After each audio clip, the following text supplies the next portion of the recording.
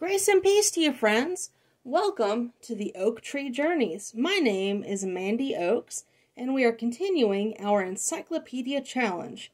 If you're following along on a podcast, this is Season 1, Episode 20, and I cannot believe we've already had 20 episodes of the podcast, plus 2 bonus videos. So I'm very excited about this. Today, we are going through Acanthus through Acarus follicularum. And I did practice those and I realized I just butchered them. But if you are new to this channel, like, what do those words have to do with anything? Well, we are reading the entire encyclopedia. We are reading out of 2 encyclopedias, the New Imperial Encyclopedia and Dictionary of 1909 and the Encyclopedia Americana of 1956. Does this mean you have to read along in order to join the challenge? Absolutely not. In fact, if you are curious about a word and you don't have time to look it up, please comment if you're on YouTube. Put a comment of what word you want me to do a deep dive. We're going to have a bonus video when I get 5 or more words to do a deep dive. If you are listening on the podcast, just click the link to my website, theoaktreejourneys.com, and select Contact Me, and send me a note of which word you want. And if you do want me to say your name during the podcast, please let me know. Or if you don't, please let me know that too, because I will give you credit for picking the word. Now, we do have 3 words so far. Those 3 words are Abbotsford, abecedary rings, and abnormal psychology, and those are starred on my website, theoaktreejourneys.com, and select Encyclopedia Challenge, and you'll find an entire list of all the words and videos and links that we've gone over, and the bonus words are starred. So those are the 3 starred words. I finally remember to go back and look at them. So I'm very fascinated by those 3 things. So let me know if there's a word that you want me to go over. Please let me know. Alright, so I am excited today. We are going to, before break, just stick with the New Imperial Encyclopedia and Dictionary of 1909. So let me pull that out. And so we have 4 words to read because one of these is very long. And there are 2 definitions for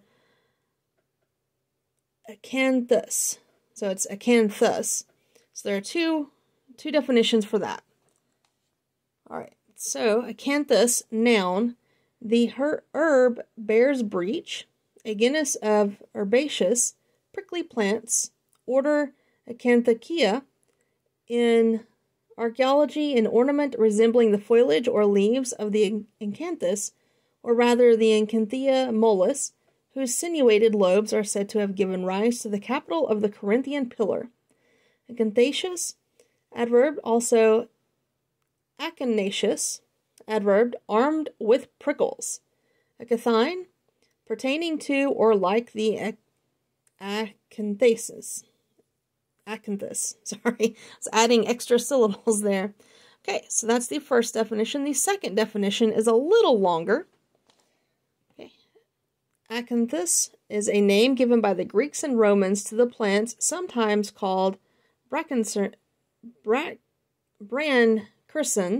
of which it is also the botanical generic name. Acanthus mollis and Acanthus spinosa, natives of the south of Europe, are the species best known. The twining habit of the plants, their large white flowers, and above all, the beautiful form of their dark and shining leaves have led to their artistical application, especially in the capitals of Corinthian columns. Now, I'm not sure why they're having 2 separate definitions when they're mentioning the exact same thing. That may be an error or just a creative decision. But there are lots of errors that we're finding in this 1909. Okay, let's continue. Okay, and it says, see orders of architecture. Roman drinking cups have been found whose handles are twined with acanthus leaves. The ancients made the acanthus mollis chiefly their pattern, but in Gothic ornaments, more use is made of the smaller and less beautiful leaves of Acanthus spinosa. The genus Acanthus is the type of the natural order Acanthusia, which contains nearly 1,400 known species. They are herbaceous plants or shrubs, chiefly tropical, dicotyledonous. The greater part are mere weeds, but the genera Justicia, Aphilandra, and Ruellia contain some of the finest hothouse flowers. So it does say hothouse. The genus Thunbergia has cultivated varieties. They are slender climbers, growing rapidly, used for trailing over trellises. The flowers, abundant and large, are white, buff, or orange, mostly with a dark eye. Of our native genera, Dianthera of the east and south United States is called the water willow. Oh, that's cool. So it's also called the water willow.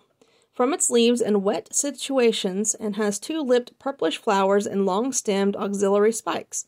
The pod, obovate, fat, four-seeded, Ruellia with showy blue or purple funnel-formed flowers is represented westward and southward by R. silicio, with the corolla tube twice the length of the calyx, and R. strepens but little longer than the calyx.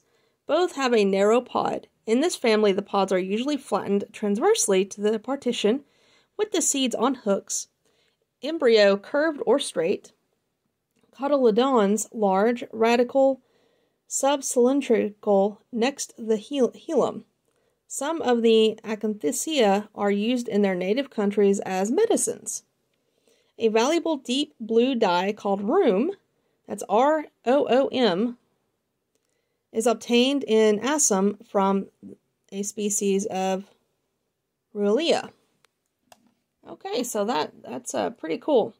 Okay, and the next word is acapella, and this is the word right before we're going on break.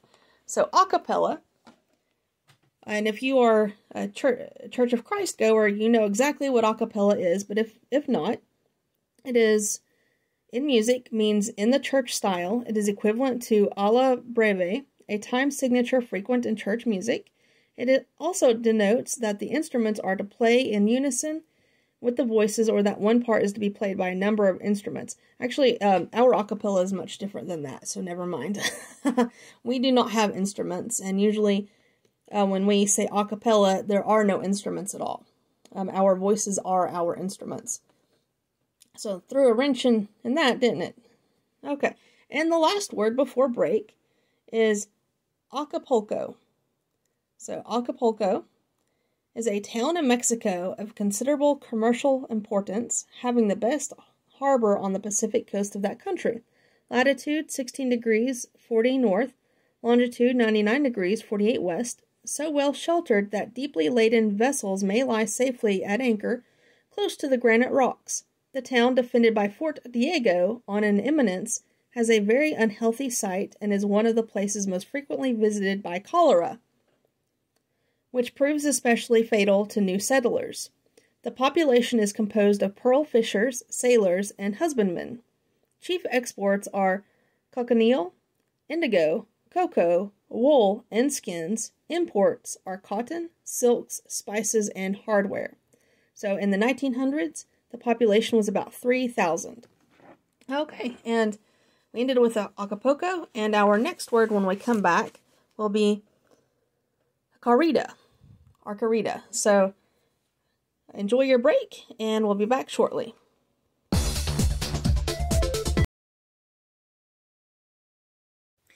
Hi, I hope you enjoyed that segment from my podcast, The Oak Tree Journeys, from the Encyclopedia Challenge. To hear the entire episode, please visit the link at the bottom in the description. And please don't forget to like this video, give it a thumbs up, and subscribe and share it to anyone you know who wants to read the entire encyclopedia or who's just interested in words. Thank you again and have a blessed day.